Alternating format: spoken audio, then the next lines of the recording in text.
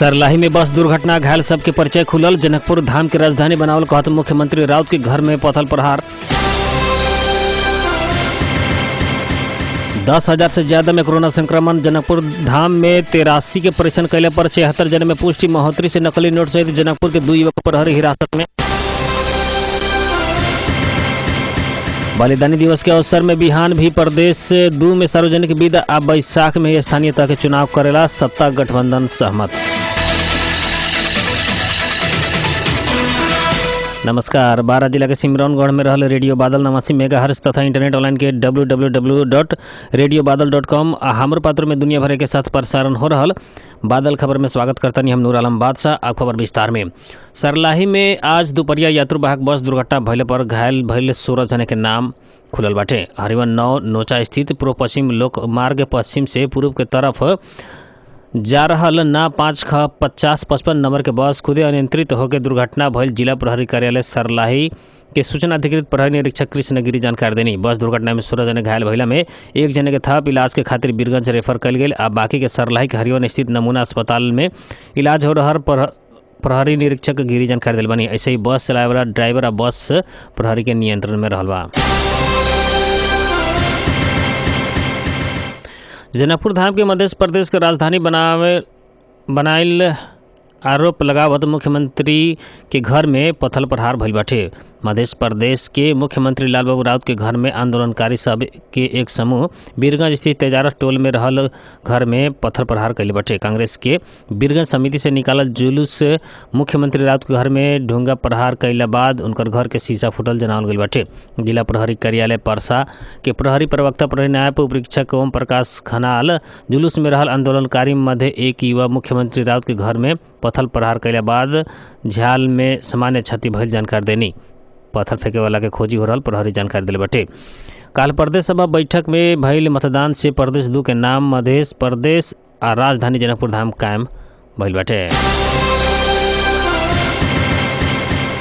पश्चिमी वायु के सामान्य प्रभाव यथावत रहला पर अभी परसा बारा सहित तराई के बहुत ऐसा जगह में कुहासा लागल बाटे। दोपहरिया आंशिक बदली रहला पर भी मौसम पूर्वानुमान महाशाखा जानकारी दिले बाटे। महाशाखा के अनुसार पहाड़ी भूभाग के 1 आ 2 स्थान में हल्का वर्षा के संभावना रहल बा। देश के उच्च पहाड़ी आ हिमालयी भूभाग के कुछ स्थान में हल्का हिमपात भी होखे वाला बाटे।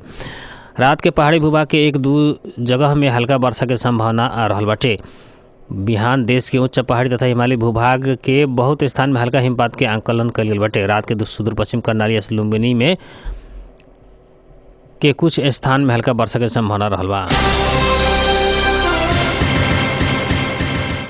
नेपाल में आज 10,258 जने में कोरोना संक्रमण पुष्टि भइल बाटे। पिछला 24 घंटा में 10,000 से ज्यादा में कोरोना संक्रमण पुष्टि भइला संगे नेपाल में संक्रमण भीतर आइल एने एक दिन में पुष्टि भइल सबसे ज़्यादा संख्या रहल बाटे। इससे पहले 2018 साल बैसाख 28 गते 9,483 जने में कोरोना संक्रमण पुष्टि भइल रहे।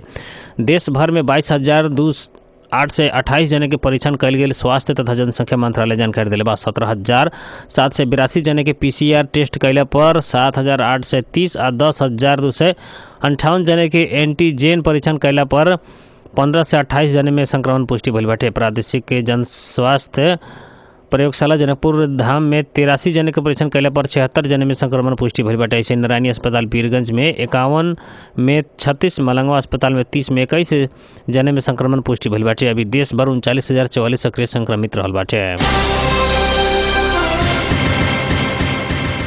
कोरोना संक्रमण से सप्तरी में 1 जने महिला के मृत्यु भइल बाटे। सप्तरी के रूपनी गांव पालिका वार्ड नंबर 1 के 75 वर्षीय महिला के कोरोना से मृत्यु भइल बाटे। माघ 1 गते बुखार अइले बाद उनका के राजविराज स्थित गजेंद्र नारायण सिंह अस्पताल में भर्ना कल गेल रहे। PCR परीक्षण के खातिर 2 गते स्वाब लेला बाद 3 गते रिपोर्ट पॉजिटिव आइला के दिन इलाज के क्रम में मृत्यु भइल। जिला जन स्वास्थ्य कार्यालय के निमित्त प्रमुख दुनिया लाल यादव बताइनी। निमित्त प्रमुख यादव के अनुसार महिला वैक्सीन लेला पर भी लंबा समय से चीनी के बीमारी से पीड़ित होकर इंसुलिन लेवत आयत रहनी। प्रदेश 2 के नामाकरण मध्य प्रदेश कईल विरोध में जनकपुर धाम में युवा सब प्रदर्शन कले बाटे। आज 8 जिला के मध्य प्रदेश नामाकरण कैला कहत ओकर विरोध में उदहा के युवा सब सांसद सबके पुतला दहन कैले बाटे। 22 जिला के मधेश से रहला पर भी 8 जिला के मधेश नामाकरण कैले गैला में आपत्ति जनावत विरोध कैले बाटे। युवा अभियंता सुशील कर्ण के अगुवाई में जनकपुर धाम स्थित जानकी चौक में युवा सब 8 जिला के मध्य प्रदेश से नामाने प्रदेश के नाम मिथिला भोजपुरा कायम कर कहत पुतला जरेल बाटे।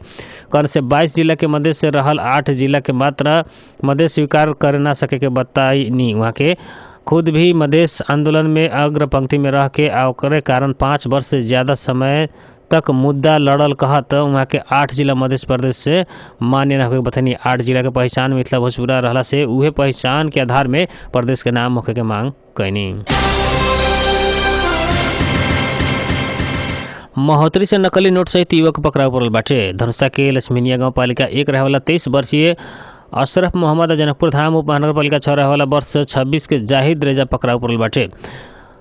ये सोमवार के दोनों जने महोत्तरी के जलेश्वर नगर पालिका 3 मालीवाड़ा स्थित भीठा मोड़ जलेश्वर सड़क खंड से पकड़ाव कल गई। महोत्तरी प्रहरी जानकारी दिल बाटे। भारत से नेपाल तरफ आ रहल बा 21/67 नंबर के कार के संख्या के आधार में चेक जांच कैले पर पछाड़ी के डिक्की भीतर रहल करिया बैग भीतर बाहर से भी नेपाली रू 1000 दर के नोट आ पछाड़ी से नेपाली रू 1000 के नोट आ 1000 नोट के साइज के कटिंग कैल 5 बैंडल पेपर 4 से 56 थान 500 के दर से नोट लगायत के नकली नोट आ कागजात अधिक मात्रा में बरामद कल गई। जिला प्रहरी कार्यालय महोत्तरी जानकारी दिल बाटे। दोनों जने के महोत्तरी जिला अदालत जलेश्वर से मुद्दा संबंधी कसूर में 5 दिन म्याद थप अनुसंधान कर रहल जानकारी दिले बा। रूपंदेही के सुदोधन गांव पालिका 7 के वार्ड अध्यक्ष रूपंदेही के सुदोधन गांव पालिका 7 वार्ड अध्यक्ष विहीन भइल बाटे। नेपाली कांग्रेस से निर्वाचित वार्ड अध्यक्ष शिवपूजन बानिया एमएलए में प्रवेश कैले बाद वार्ड करीब 1 महीने से वार्ड अध्यक्ष विहीन भइल बाटे। पद रिक्त रहल जानकारी निर्वाचन आयोग से सार्वजनिक सूचना जारी करके दिहल गइल बाटे। स्थानीय तह के जनप्रतिनिधि दल परिवर्तन कैले में जनप्रतिनिधि से हटे के व्यवस्था बाटे। ई जानकारी निर्वाचन आयोग के देवे के पड़ेला। मध्य सरकार प्रदेश में बिहान भी सार्वजनिक विदा दिले बाटे। नाम अस्थायी राजधानी तय कैल खुशहाली में आज सार्वजनिक विदा दिहल मध्य सरकार बलिदानी दिवस के अवसर में बिहान भी प्रदेश में सार्वजनिक विदा दिले बाटे। मध्य सरकार से प्रत्येक वर्ष माघ 5 गते बलिदानी दिवस मनावताइल बाटे। ई वर्ष सप्तरी में बलिदानी दिवस मनावे लागल जा रहल बा। काल प्रदेश सभा में भइल गोप्य मतदान पश्चात प्रदेश के नाम मध्य प्रदेश अस्थायी राजधानी जनकपुर धाम भइले बाद मध्य सरकार ओकरा खुशहाली में आज के खातिर विदा दिले रहे। आए वाला बैसाख में स्थानीय तह के निर्वाचन करेला सत्ता गठबंधन बीच सहमति भइल बाटे। स्थानीय चुनाव के बारे में थप छलफल बाकी रहल आ जल्दी बैठक बैठ के अंत लगावे के नेता सब बतैले बानी। आज प्रधानमंत्री निवास बलुआटार में बैठल सत्तारूढ़ राजनीतिक समन्वय समिति के बैठक में नेता सब आए वाला बैसाख में ही चुनाव करेला सहमत भइल बानी।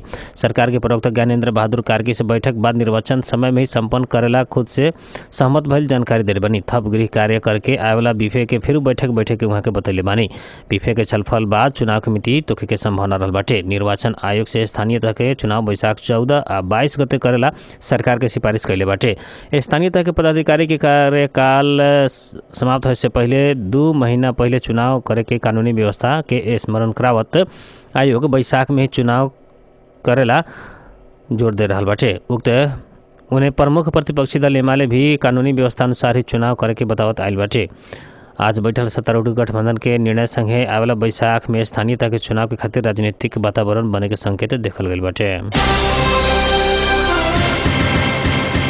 अब मौसम संबंधी जानकारी। रेडियो बादल 89 मेगाहर्ट्ज द्वारा मापन कैल गेल अनुसार सिमरौनगढ़ लगातार आसपास के क्षेत्र के भी न्यूनतम तापक्रम 11 डिग्री सेल्सियस रहल बा। ऐसे आज सवेरे 13 दोपहरिया 20 डिग्री सेल्सियस रहल रहे। आज रात में 12 डिग्री सेल्सियस तापक्रम रहेगा अनुमान कल गेल बा। ऐसे आज सवेरे 6:55 में बेर उगल है तो संझिया 5:35 में बेर डूबल बा।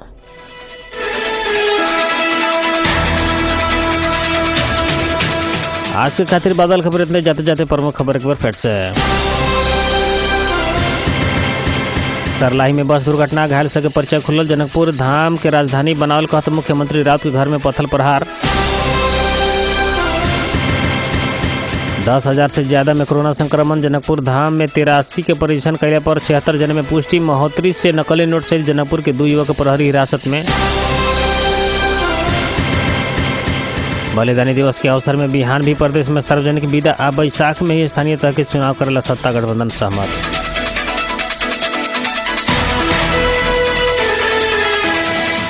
बारा जिला के सिमरौनगढ़ में रहल रेडियो बादल 89 मेगाहर्ट्ज तथा इंटरनेट ऑनलाइन के www.radiobadal.com आ हमरो पात्रों में दुनिया भर के सत प्रसारण हो रहा। बादल खबर से प्राविधिक मित्र रुस्तम सहित हम नूर आलम बादशाह के विदा दी। नमस्कार।